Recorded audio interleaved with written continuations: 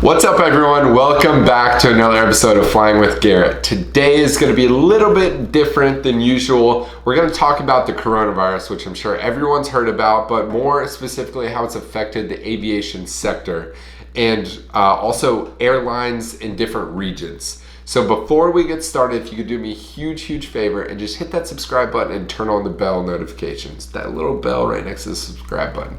That'd be awesome.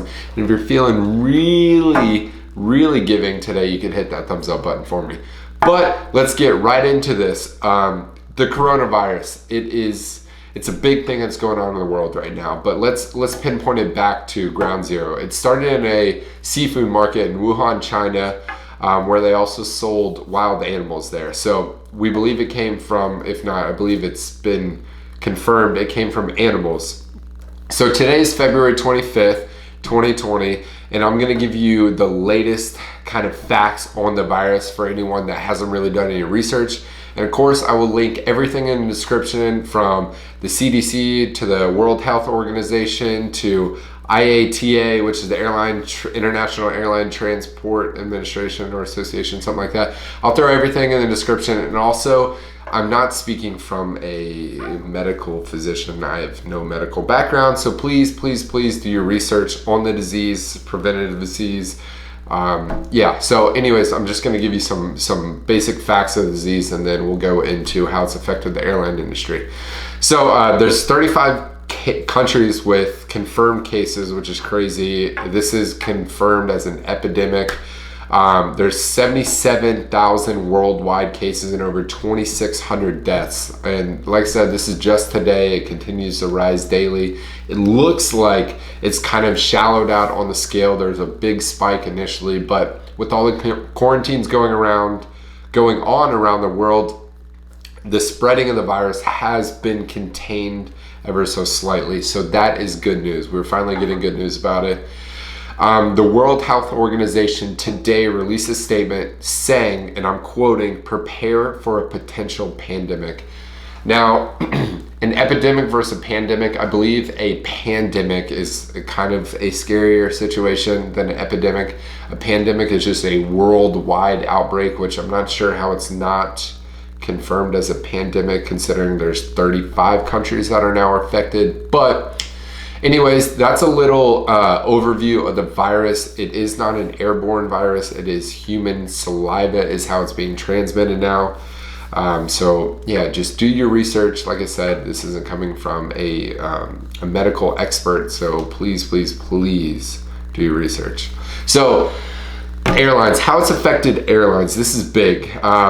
The IATA, which I said before, the International Airline Transportation Administration, they released a statement in the last week saying there's a global demand set to decline for the first time since 2009, which was the big economy crash.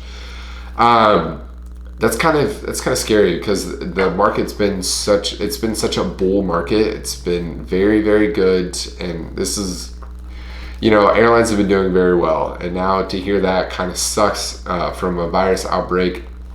Now, I did just watch an interview, which I was not very impressed with. The Qatar CEO kind of was complaining about how the WHO is implementing this fear factor into the world, which I really didn't agree with.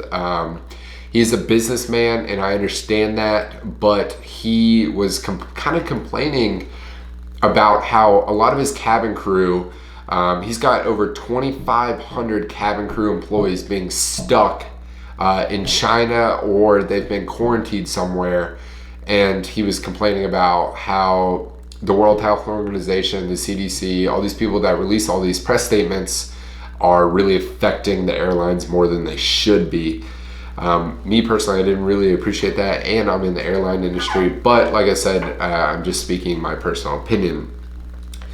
I understand that it's affecting the global markets, but to kind of put business over, people's safety, if that's what he was doing, in my opinion, I really didn't appreciate that. But anyways, this epidemic so far, this coronavirus, is expected to cost carriers over $30 billion. Now, 27 billion of that is in the Asian Pacific region, which is crazy.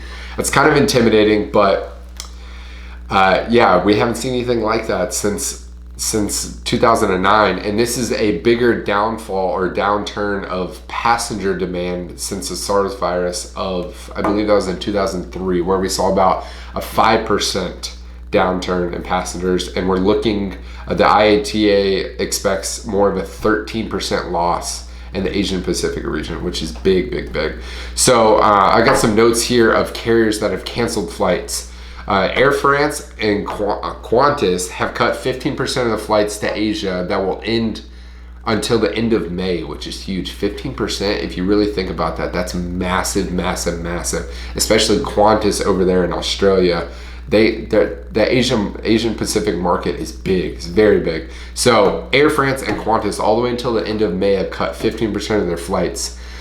Now, Delta, United, American, and British Airways have canceled all flights to mainland China until the end of March. And that was until the end of February, but they just updated it this last week until the end of March, which is huge. British Airways just announced this because they've gotten a lot more outbreaks, I believe, in Germany. And I don't believe it's just Germany, but we'll see what comes more of it. I know as of today, the 25th of February, Italy has now confirmed multiple outbreaks, and I believe 3 confirmed deaths. There are quarantine cities going on there, so we might see some more from some Italian carriers. We'll see. If you do have travel plans, this is to kind of help anyone that maybe does have travel plans in the near future. If you're going abroad and have connections, most airlines are not refunding, but they are rerouting you. If maybe you had a connection through Hong Kong or in the Asian Pacific region, whether at Hong Kong, Beijing, Singapore, something like that, it looks like most airlines as of right now are assisting with rerouting through maybe other countries or through code share, like One World, how there's multiple carriers there. Maybe they might put you on a different carrier. I'm not sure, but definitely look into it. I know there are travel regulations and laws that have come into effect. Let's say you've purchased tickets to China or something, Beijing, I know, Hong Kong, definitely, where if you've purchased flights to Hong Kong in the near future, that you are eligible for a full refund, so definitely look into that, contact a carrier. I know that a lot of regulations come into play when places have been put on high risk travel alerts. So most carriers are issuing refunds to anywhere in the Asian Pacific. So definitely do your research, look into that. What does this mean for kind of screening and how they're trying to quarantine the virus, I guess contain the virus? Obviously they're implementing quarantines. You've seen some quarantines take into effect in the recent weeks of cruise ships. They've also, I know US citizens were flown back in quarantine that were in China. I know those were like government workers, people working in embassy and stuff like that. They were all flown back, I believe 2 weeks ago, and been in quarantine ever since. I believe it's a 14-day quarantine.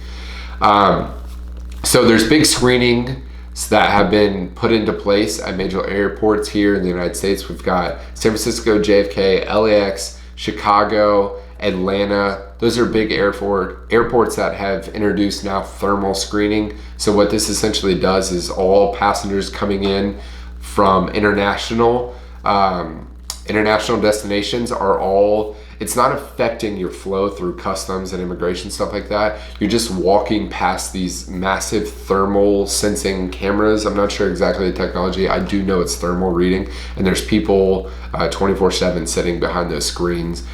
They are just reading your skin temperature and seeing if you have temperature spikes. So how has it affected me personally as an airline pilot here in the United States?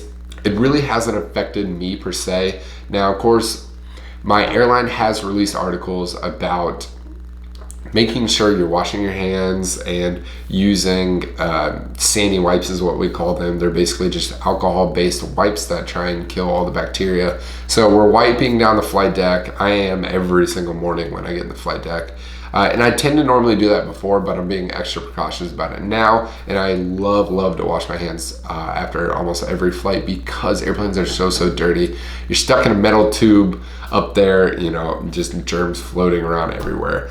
Now, how this virus is spread, I saw this article from the National Geographic. They released this article last week talking about the safest place to sit on an airplane. I believe the WHO, the World Health Organization, kind of weighed in on this as well. But apparently the window seat, if you are traveling, is the safest spot to sit. Like I said, I do not want to issue like this fear factor into don't travel or anything, because the industry is obviously facing all this, like as the Qatar CEO said, like this fear spike where people are just not traveling at all. I would just pay attention to the high alert travel areas. But anyways, back to the article, they were talking about the window seat being the safest spot, and the only way to be the virus to spread is if you're within a row of that person that is, I guess, contagious,